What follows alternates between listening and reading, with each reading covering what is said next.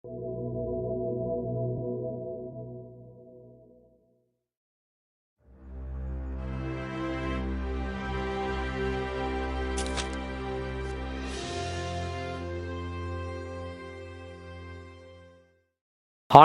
பிரியமான சகோதர சகோதரிகளே, திருப்பள்ளியில் இணைவோம், திரு அவையில் உயர்வோம் என்கிற சிறப்பான ஒரு சிந்தனையில் பயணித்து கொண்டிருக்கிற ஒவ்வொரு நல்ல உள்ளங்களுக்கும் எங்களுடைய மனமார்ந்த வாழ்த்துக்களையும் நன்றிகளையும் நாங்கள் உரித்தாக்கி கொள்கிறோம்.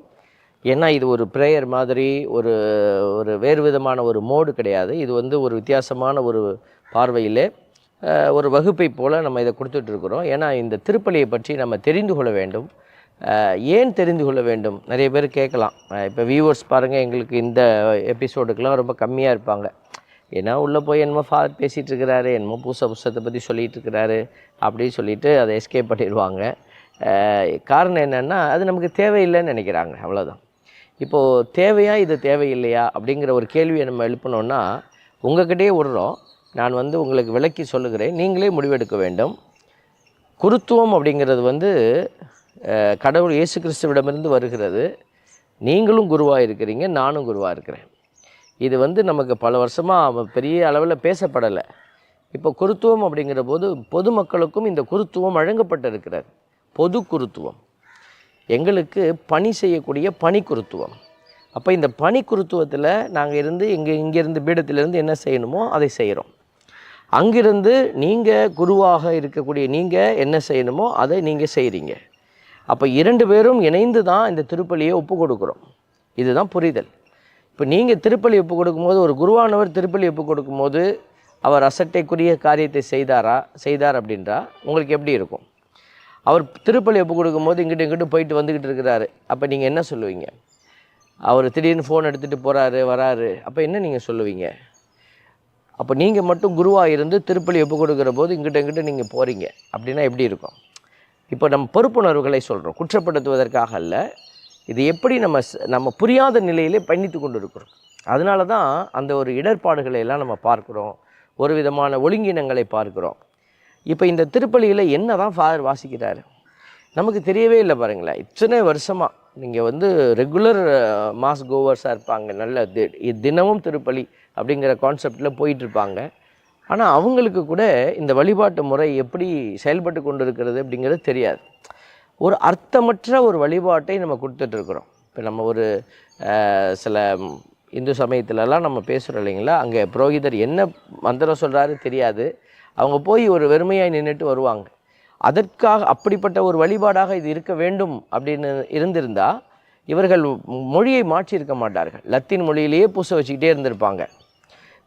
பீடத்தை பார்த்து தான் குருவானவர் திரும்பி பூச வைப்பார், பின்னாடி மக்கள் உட்கார்ந்துருப்பாங்க. இதுதான் பழைய முறை, உங்களுக்கு தெரியும். ஏன் அந்த முறையெல்லாம் மாற்றி நம்முடைய திருச்சபை நமக்கு காலத்திற்கு ஏற்றவாறு மாற்றி கொடுக்கிறது? காரணம், மக்கள் புரிந்து இந்த வழிபாட்டை அவர்கள் ஆண்டவருக்கு செலுத்த வேண்டும். எல்லோரும் திருப்பலி ஒப்பு கொடுக்குறோம். அந்த திருப்பலியை நம்ம எல்லோருமே ஒப்பு கொடுக்குறோம். குருவானவர் அவருடைய பங்கை அந்த இடத்துல செய்து உங்கள் எல்லோரையும் ஒப்பு கொடுக்கறதுக்கு உதவி செய்கிறார். அதான் குருவானவர். நீங்கள் நினச்சிட்டு இருக்கிறீங்க குருவானவரிடமிருந்து தான் ஆசீர்வாதம் வந்துட்டுருக்கு. இல்லை, ஆண்டவரிடமிருந்து ஆசீர்வாதம் வருகிறார். குருவானவரும் தன் பங்கை செவ்வனே செய்ய வேண்டும், நீங்களும் உங்களுடைய பங்கை செவ்வனே செய்ய வேண்டும். அதில் தான் ஒரு முக்கியமான கோடு நம்ம எங்கே போடுறோன்னா, எதை புரிந்து நம்ம செயல்படுவது. அதுக்காகத்தான் இந்த திருப்பலியை குறித்த ஒரு அடிப்படை தரவுகளை உங்களுக்கு கொடுத்துட்ருக்குறோம். இப்போ நான் பேசிகிட்டு இருக்கிறதெல்லாம் பெரிய ஆழமான ஒரு இறையியலோ அல்லது ஒரு வழிபாட்டு முறைமைகளோ கிடையாது. இது அடிப்படையாக நம்ம பார்க்குற பூசையில் என்னென்ன வந்துக்கிட்டு இருக்குது, ஏன் வருது, இது நமக்கு தெரியாத ஒரு மனநிலையோடய நம்ம பயணித்துட்ருக்குறோம். இன்னும் எத்தனை ஆண்டுகள் நம்ம அப்படி பயணிக்க போகிறோம்? புரியாத ஒரு பூசையை கொடுத்துட்டு, பூசையை வச்சுட்டு நம்ம வந்துட்டு ஆண்டவர் எனக்கு ஒன்றுமே செய்யலை அப்படி சொன்னால் அது நல்லா இருக்காது இல்லைங்களா? அதனால தான் இந்த ஒரு முறைமையை நம்ம ஃபாலோ பண்ணி இந்த திருப்பலியினுடைய பக்கங்களை எல்லாம் நான் உங்களுக்கு விளக்கி கொண்டு இருக்கிறேன். இப்போ இதில் முக்கியமாக நற்கருணை மன்றாட்டுக்கு வந்துட்டோம். தொடக்க வழிபாட்டினுடைய நிலைகளை எல்லாம் நம்ம ஓரளவுக்கு முடிச்சிருக்கிறோம். இப்போ நம்ம எங்கே நிற்கிறோன்னா, நற்கருணை வழிபாடு, இந்த காணிக்கை வழிபாட்டிலேருந்து நற்கருணை வழிபாடு ஆரம்பமாகும். குருவானவர் நற்கருணையெல்லாம் எடுத்து வச்சு அந்த வசீகர வார்த்தைகளெல்லாம் சொல்லுவார் இல்லைங்களா, அந்த பகுதி தான் நற்கருணை வழிபாடு. ஸோ அதுக்கு முந்தின பகுதி தான் அந்த நற்கருணை வழிபாட்டுக்குள்ளே நம்ம போகும்போது சபை மன்றாட்டை சொல்லிவிட்டு குருவானவர் திருவருகை தொடக்க உரையை சொல்லுவார், தொடக்க உரை ஜெபத்தை சொல்வார். அதுக்கு தான் ஆண்டவர் உங்களோடு இருப்பாராக, ஆன்மாவோடு இருப்பாராக, இந்த 3 அழைப்பு, ஒரு கான்வர்சேஷனல் டைப் ஆஃப் ப்ரேயர். அது நாங்கள் ஒன்று சொல்லுவோம், நீங்கள் அதுக்கு பதில் சொல்லுவீங்க. இப்படி சொல்லி முடிச்சுட்டு தான் குருவானவர் ஒரு பாடலாகவோ அல்லது வாசிப்பாகவோ இதை கொடுப்பாங்க. இப்போ அந்த ஒரு பகுதியை தான் உங்களுக்கு விளக்கி கொண்டு இருக்கிறோம். இதில் இருக்கக்கூடிய மிக ஆழமான ஒரு ரிச்னஸ் என்று சொல்வார்கள். அதைத்தான் உங்களுக்கு நான் எல்லாம் எடுத்துக்கிட்டே இருக்கிறேன். போன வகுப்பில் நம்ம வந்து பார்த்தோம், எத்தனை திருவருகை காலத்தினுடைய தொடக்க உரை கொடுக்கப்பட்டிருக்கு பாருங்களேன். நீங்கள் நினச்சிட்டு இருப்பீங்க ஏதோ சாமியார் ஏதோ ஒரு பக்கத்தை புரட்டி எடுத்து வாசிக்கிறார் அப்படின்னு. இல்லை, சர்ச்சு வந்து ரொம்ப ஆழமாக இந்த ப்ரேயரெல்லாம் உருவாக்கி நமக்கு கொடுத்துருக்கு. நம்ம வீடுகள்லாம் பார்த்திங்கன்னா திருக்குடும்ப பக்தி மாலைன்னு ஒரு புக்கு பழைய காலத்துலலாம் இருக்கும். இப்போ வச்சுருக்காங்களா தெரியல. இப்போ நிறைய புக்ஸ் எல்லாம் வந்துருச்சு. அந்த புத்தகம் தான் நம்ம ப்ரேயர் பண்ணுறதுக்கு உதவி செய்யும். அதே மாதிரி திருச்சபை அது மாதிரி இல்லை, இது அதை விட உயர்ந்தது. அதுக்கு ஒப்பீடு செய்ய முடியாது, புரிதலுக்காக சொல்லுகிறேன். அதை விட உயர்ந்த ஒரு ஆசீர்வாதம் தான் இந்த திருப்பலி புத்தகம். இப்போ இந்த திருப்பலி புத்தகத்தில் திருச்சபை தந்தையர்கள் நமக்கு வழிபாட்டு முறைமைகளை, ஜெபங்களை உருவாக்கி கொடுத்துருக்குறாங்க. இது யூனிவர்சல் ப்ரேயர் அப்படின்னு தான் நம்ம சொல்கிறோம். யூனிவர்சல். இங்கே என்ன நம்ம ஜெபிக்கிறோமோ அதைத்தான் அடுத்த ஒரு ஃபாதரும் ஜெபிக்கிறாரு, அடுத்த பங்கு ஃபாதர், அடுத்த ஊர், அடுத்த நாடு. இப்படி நீங்கள் எங்கே போனீங்கனாலும் லத்தீன் முறைப்படி நடக்கக்கூடிய வழிபாட்டு முறைமைகளில் இதே வழிபாடு தான் ஃபாலோ பண்ணப்பட்டிருக்கிறது.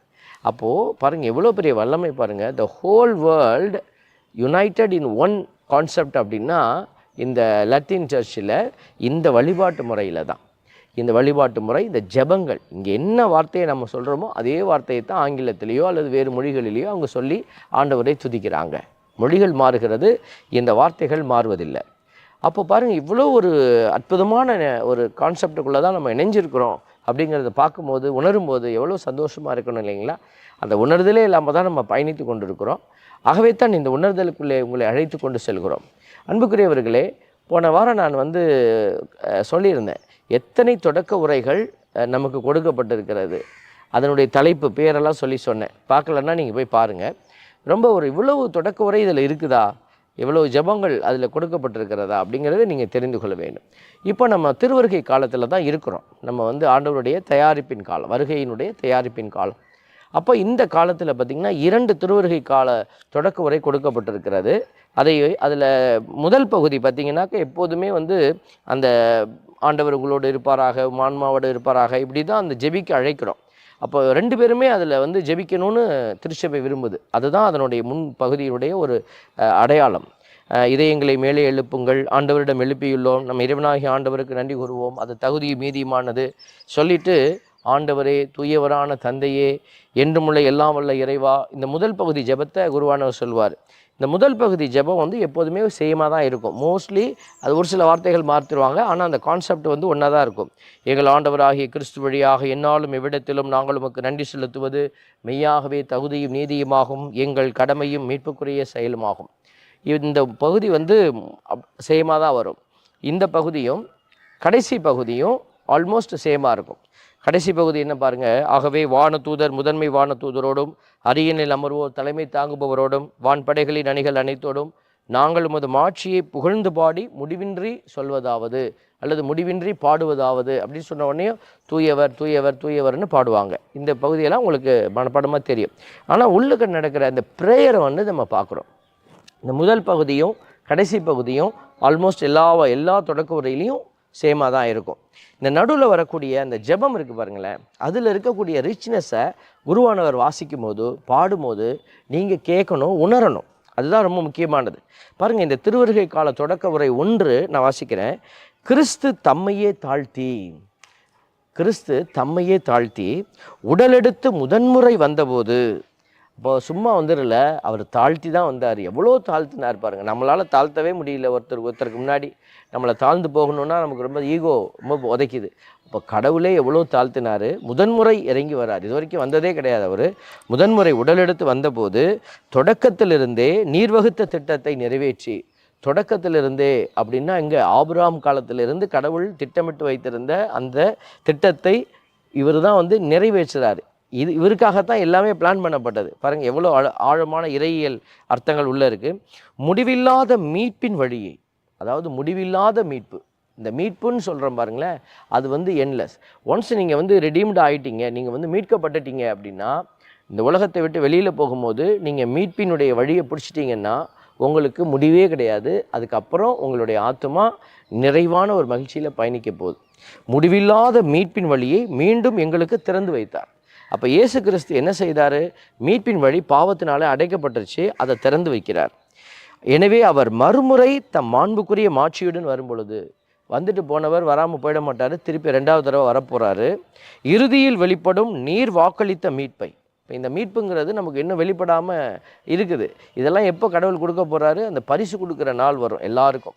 அப்போ தான் கூட்டி சேர்த்து அந்த ஆசீர்வாதத்தை கொடுக்க போகிறார். கொடையென நாம் பெற்றுக்கொள்வோம். ஆண்டவருக்குள்ளே பயணிக்கிற பிள்ளைகள்லாம் அதை கொடையாக பெற்றுக்கொள்ள போகிறாங்க.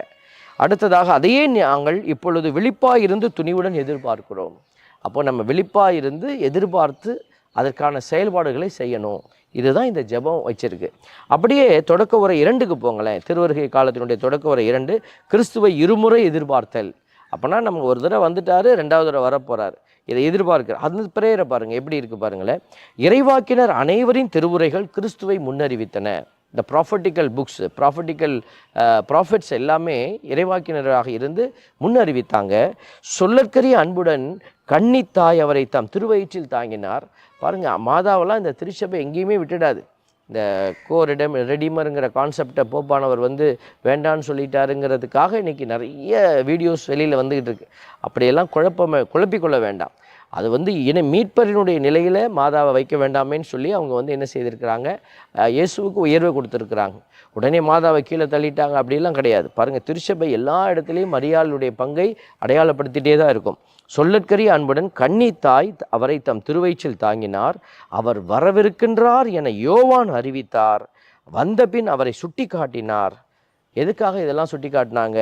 நாங்கள் விழிப்போடு வேண்டுவதையும், பார்த்தீங்களா, விழிப்போடு வேண்டுவதையும் அக்களிப்போடு தமது புகழ் பாடுவதையும் அவர் காணும் பொருட்டு தமது பிறப்பின் மறைபொருளை முன்னரே மகிழ்வுடன் எதிர்பார்த்திருக்க எமக்கு அருளினார்.